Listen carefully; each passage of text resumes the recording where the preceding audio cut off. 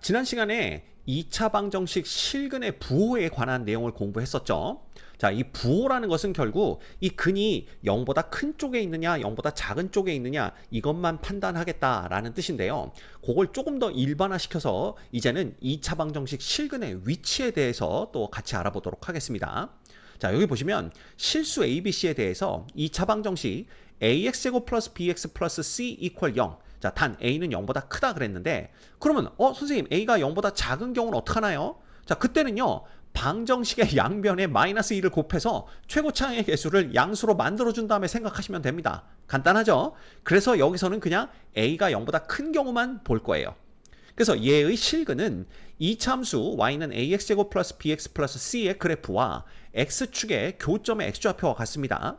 자, 따라서 2차 방정식의 실근의 위치를 파악하기 위해서는요. 이 참수의 그래프를 그려서 그 그래프로 파악할 수 있게 되는 거예요. 그래서 정리를 해드리면 2차 방정식 ax제곱 플러스 bx 플러스 c 이퀄 0의 두 실근을 알파 베타라고 할 겁니다. 자, 이때 알파가 베타보다는 작거나 같다. 그래서 대소관계가 이렇게 된다라는 거 그냥 이렇게 가정해도 별 문제 없죠. 그래서 판별식을 우리가 D라고 할 겁니다. 그 다음 이 참수 fx는 ax제곱 플러스 bx 플러스 c의 그래프의 대칭축을 x는 p라고 할 거예요. 근데 이거 결국 대칭축 구해보려면요.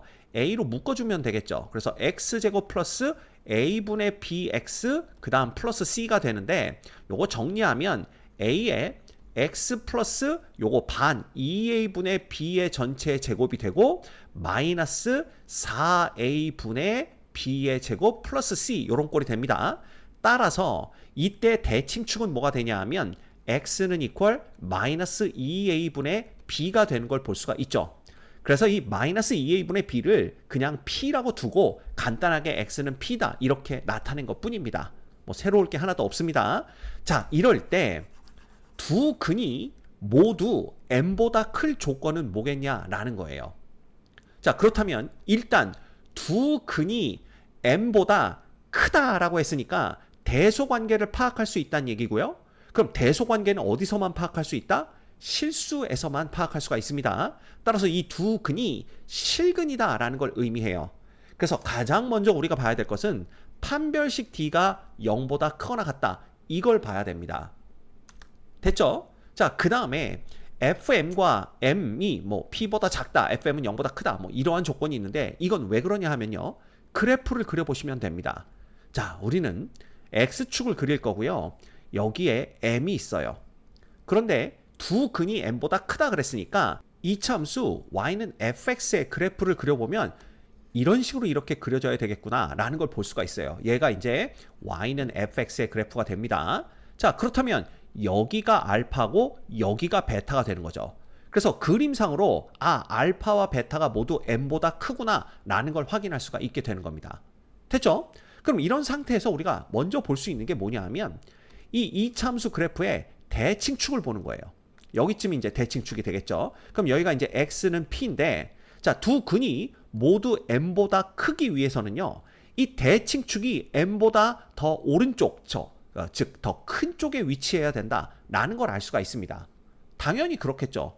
만약에 x 이퀄 p가 m과 똑같은 위치에 있었다면 그러면 한 근은 m보다 작고 다른 근은 m보다 커지게 됩니다. 또는 이 x 이퀄 p가 m보다 작은 쪽에 있어도요. 한 근은 무조건 m보다 작아지게 되죠. 그래서 두 근이 모두 m보다 크려면 대칭축은 m보다 큰 쪽에 있어야 돼요. 그래서 요 조건이 들어가게 되는 겁니다. 그래서 m보다는 p가 더 크다 이렇게 되는 거고요. 그 다음에 fm이라는 건 뭐냐면 m에서의 함수값입니다. 그럼 m에서의 함수값이라는 건 결국 요때의 요 함수값이니까 요 값이 되겠죠. 요 값이 어떻게 돼야 된다는 얘기예요. 0보다 커야 된다는 얘기예요. 그쵸?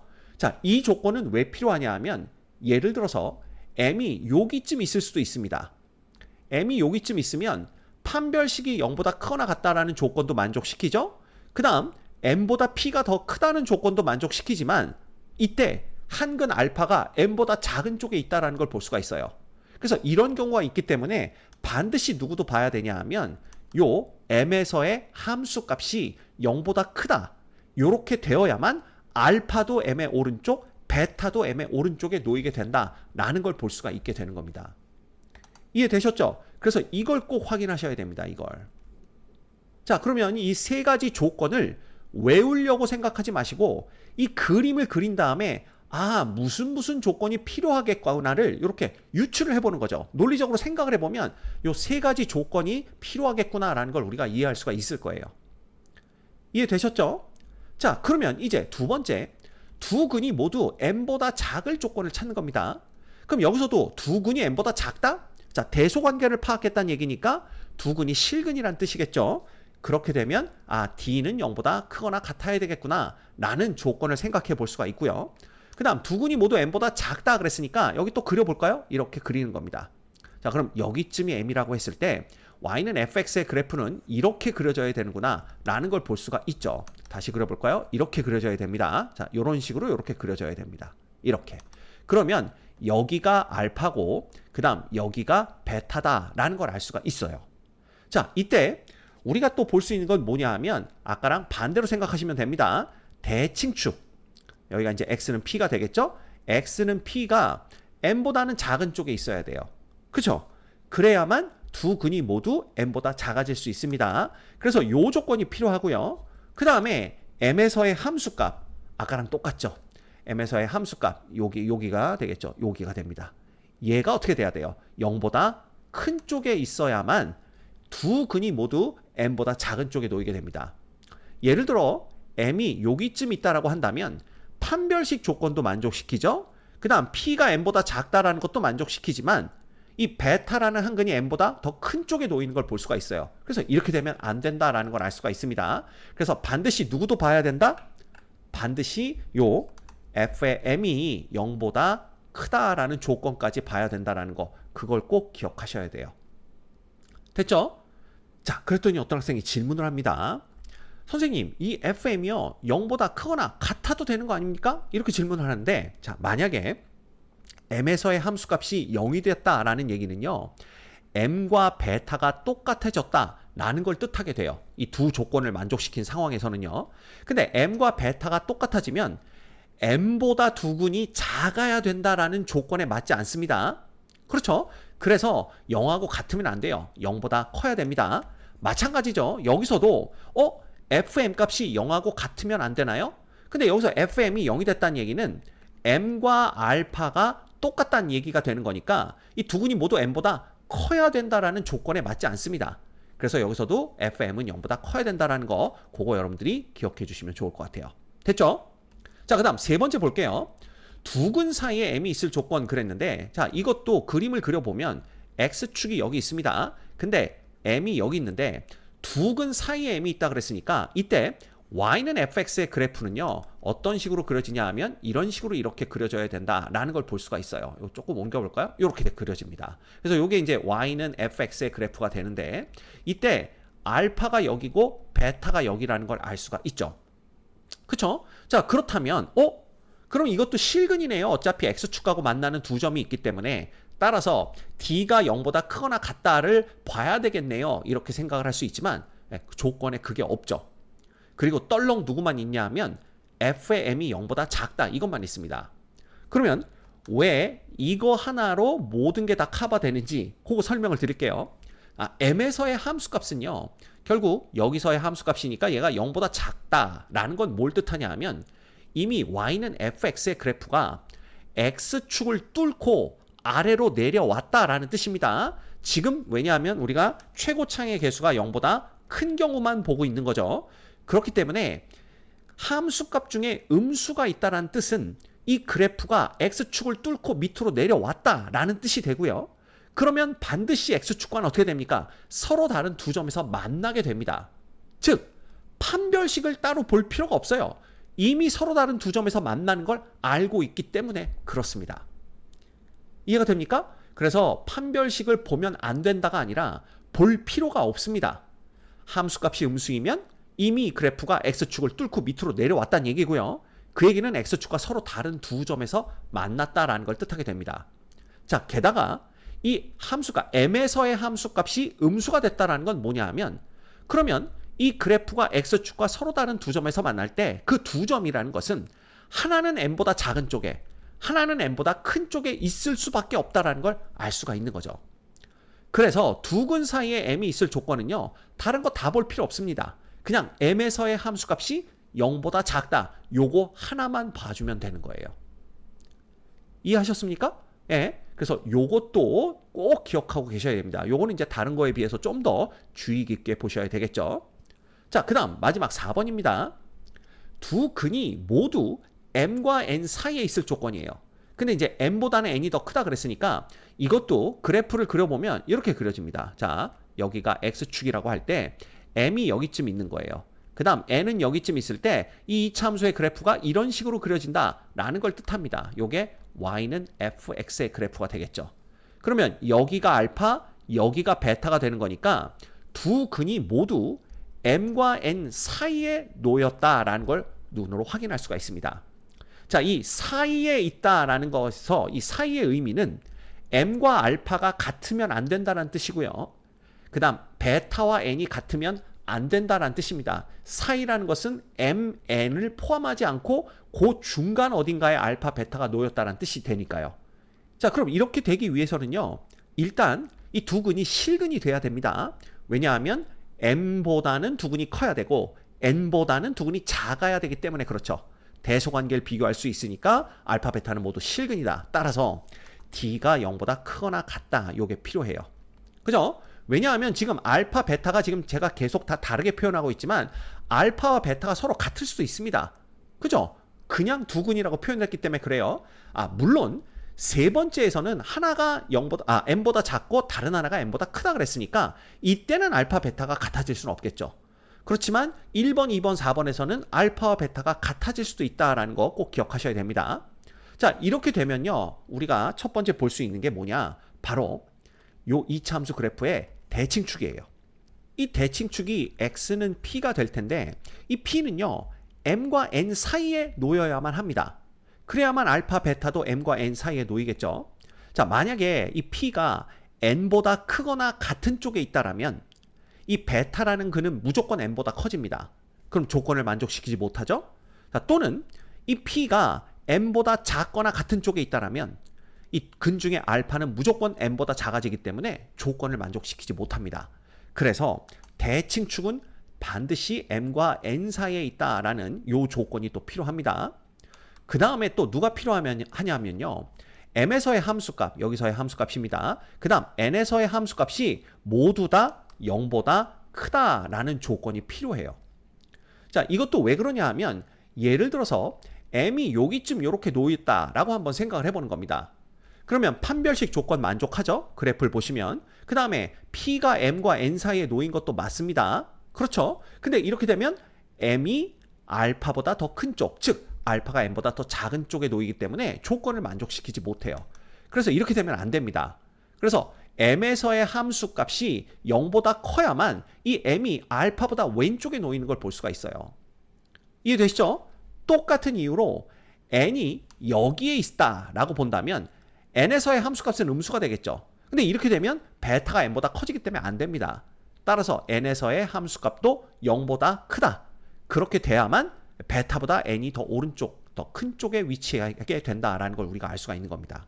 그래서 요 조건이 필요해요. 그래서 요거는 그냥 하나의 세트로 생각하시면 fm도 0보다 크고 fn도 0보다 크다. 이렇게 해서 그냥 크게는 세 가지 조건 보시면 되고요. 뭐 굳이 또 나눠보자면 네 가지 조건을 보시면 되는 겁니다. 이해하셨습니까? 자, 그래서 그걸 딱 한눈에 보기 좋게 정리한 게 요 표예요. 그래서 여러분들이 이걸 외우려고 생각하지 마시고요.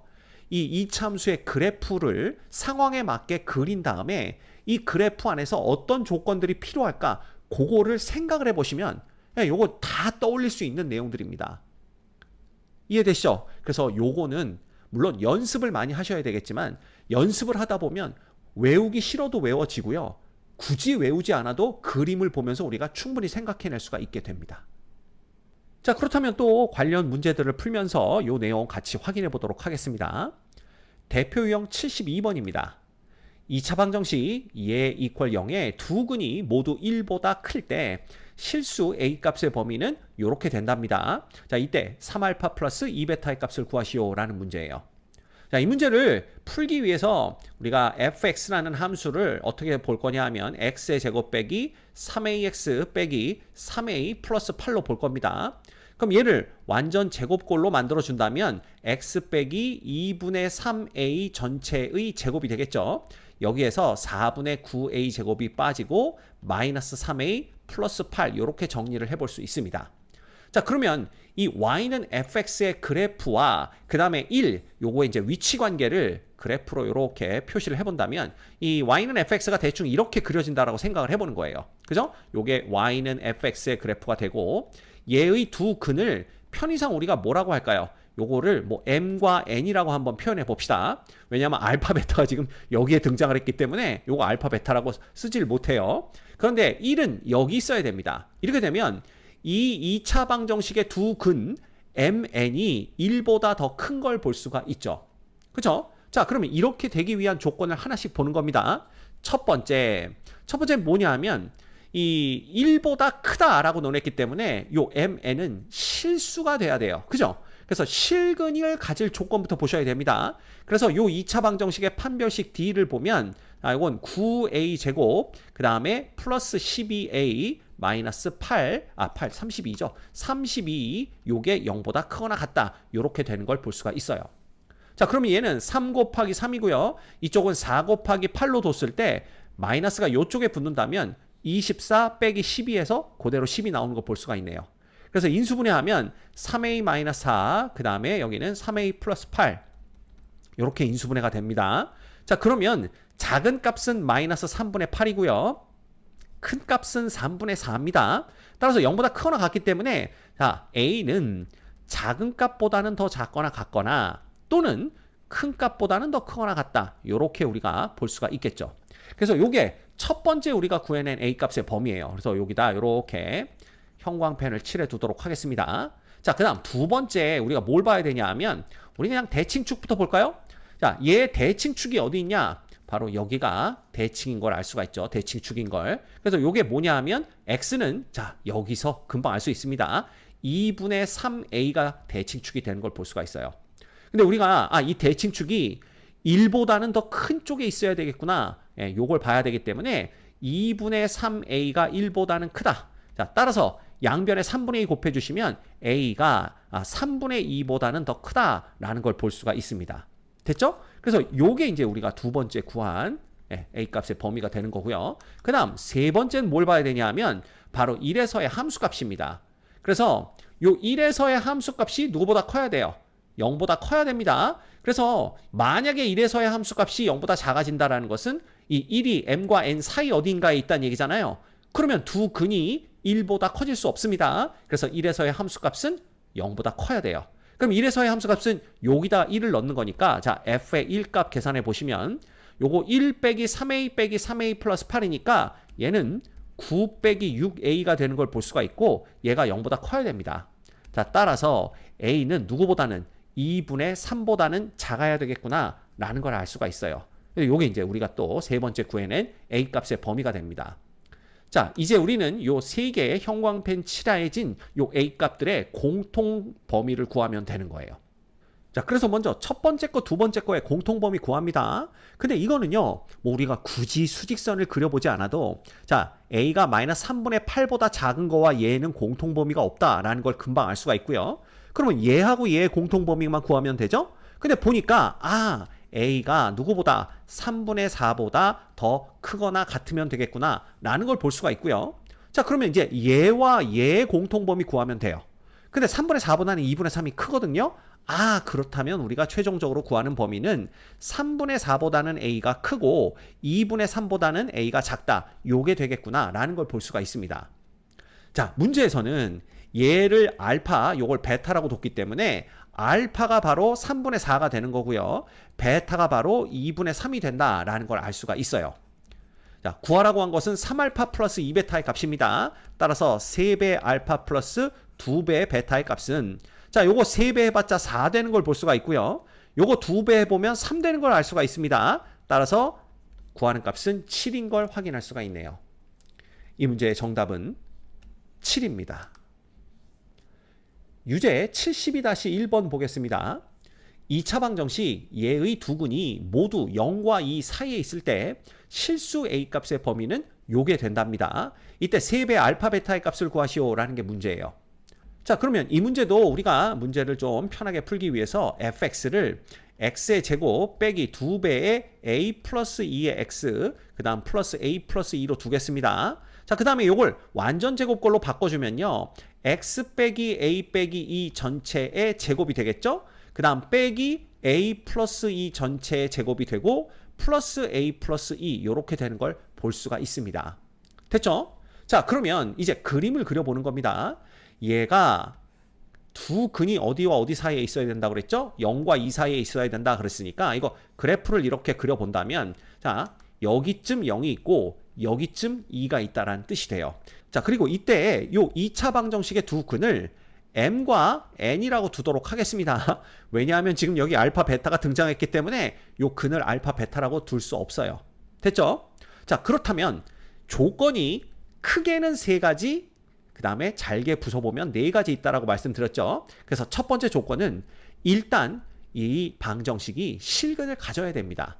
따라서 판별식이 0보다 크거나 같다를 봐야 되는데 지금은 4분의 d 보면 되겠죠. 그래서 4분의 d 계산해 보시면 a 플러스 2의 제곱 마이너스 a 마이너스 2 이렇게 돼요. 얘가 0보다 크거나 같아야 됩니다. 자, 그러면 a의 제곱 플러스 4a 마이너스 a니까 플러스 3a 되고요. 그 다음 플러스 4 마이너스니까 플러스 2 됩니다. 얘가 0보다 크거나 같다 이렇게 되는 거죠. 따라서 이거 인수분해하면 a 플러스 1, a 플러스 2가 0보다 크거나 같다 이렇게 되는 거니까 자, a는 작은 값보다는 더 작거나 같고 그 다음에 a가 큰 값보다는 더 크거나 같다. 요걸 얻을 수가 있는 거예요. 그래서 여기도 우리가 이렇게 형광펜을 칠해 두도록 하겠습니다. 그 다음 두 번째 조건은 뭐였냐 하면요. 그냥 뭐 순서가 바뀌어도 상관없습니다. 요거 보는 거예요. 대칭축을 봐야 되겠죠? 그럼 이 대칭축의 방정식이 여기서 확인할 수 있습니다. x는 a 플러스 2가 대칭축이 되는 거죠. 그럼 이 대칭축은요. 반드시 0과 2 사이에 들어와야 됩니다. 그래서 두 번째 0보다는 a 플러스 2가 더 크고 2보다는 a 플러스 2가 더 작아야 돼요. 그럼 이 얘기는 결국 마이너스 2보다는 a가 크고 0보다는 a가 작아야 된다라는 걸 뜻합니다. 그래서 이렇게 우리가 볼 수가 있고요. 그 다음 세 번째는요. 이제 함수값 보셔야 됩니다. 그래서 0에서의 함수값도 0보다 크고 2에서의 함수값도 0보다 커야 된다. 요걸 봐야 되는 거죠.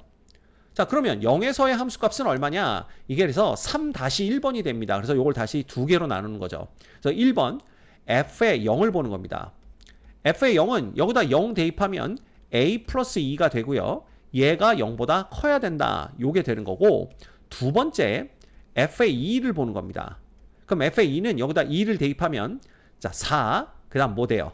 마이너스 4a, 그 다음 마이너스 8 됩니다.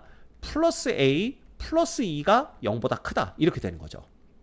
자, 그런데 이 a 플러스 2가 0보다 크다는요. 이미 여기서 다 확인을 한 겁니다. 그러면 이 안에 다 요게 들어있기 때문에 굳이 얘까지 볼 필요가 없어요. 그죠? 안 봐도 된다는 뜻입니다. 지금 상황에서는. 그 다음 여기서는 뭐가 나오냐 하면 3a가 더 작습니다. 누구보다? 요거 6 빼기 8이니까 마이너스 2보다. 자, 따라서 a가 마이너스 3분의 2보다 더 작다. 요 범위를 우리가 구해낼 수가 있는 겁니다. 그래서 요렇게 범위를 구할 수가 있어요. 그럼 이제 요 세 범위의 공통 범위를 구하면 됩니다. 자, 그런데 이쪽과 얘는 공통 범위가 없죠. 근데 얘하고는 있습니다. 따라서 a가 마이너스 1보다는 크거나 같고요. 그 다음 0보다는 작아야 됩니다. 그게 바로 요 첫 번째와 두 번째의 공통 범위가 되겠죠? 그럼 여기에 다시 세 번째까지 요걸 합쳐야 되니까 얘와 얘의 공통 범위를 보는 거예요. 그러면 마이너스 1보다는 a가 크거나 같고 마이너스 3분의 2보다는 a가 작다라는 이런 범위를 얻을 수가 있습니다. 그래서 문제에서는 이거 각각이 이제 알파 베타다라고 했으므로 마이너스 1이 알파고 마이너스 3분의 2가 베타가 되는구나를 알 수가 있고요. 자, 요구한 것은 3배 알파 곱하기 베타 값이에요. 그럼 3 곱하기 마이너스 1 곱하기 마이너스 3분의 2이기 때문에 이거 곱하면 2가 되는 걸 알 수가 있습니다. 이 문제의 정답은 2입니다. 유제 72-2번 보겠습니다. 2차 방정식 얘의 두 근 사이에 2가 있을 때 정수 A의 최소값을 구하세요 라는 게 문제입니다. 자, 이것도 우리는 f의 x를 어떻게 볼 거냐 하면 x의 제곱 빼기 2a 플러스 3의 x 플러스 a 마이너스 1 이렇게 볼 겁니다. 자, 그러면 요 상황을 그래프로 나타내 본다면 여기 이제 x축이 이렇게 자리를 잡고 있는 거고요. 그 다음에 y는 fx의 그래프가 이제 이런 식으로 그려지게 될 겁니다. 자, 이렇게 그려지게 되겠죠. 자, 이때 요 두 근이 각각을 우리가 알파, 베타라고 한번 해볼까요? 그러면 여기가 알파, 여기가 베타가 되는 건데 이 두 근 사이에 2가 있대요. 그럼 2는 여기쯤 자리를 잡고 있어야 됩니다. 그렇죠? 자, 이렇게 될 조건은 뭐다? 라고 우리가 배웠죠? 이건 다른 거 다 필요 없습니다. 2에서의 함수값이 음수이기만 하면 돼요. 그래서 2에서의 함수값이 음수이기만 하면 이미 이 그래프가 y는 fx의 그래프가 x축을 뚫고 밑으로 내려왔다는 걸 얘기하기 때문에 판별식을 볼 필요가 없습니다. 왜냐하면 x축 뚫고 밑으로 내려오려면 x축과 교점을 가질 수밖에 없고요. 그러면 이 방정식이 실근을 가졌다는 얘기가 됩니다. 그래서 우리가 확인해야 되는 건 딱 하나입니다. 뭐죠? 바로 f의 2가 0보다 작다. 요것만 확인해 주시면 돼요.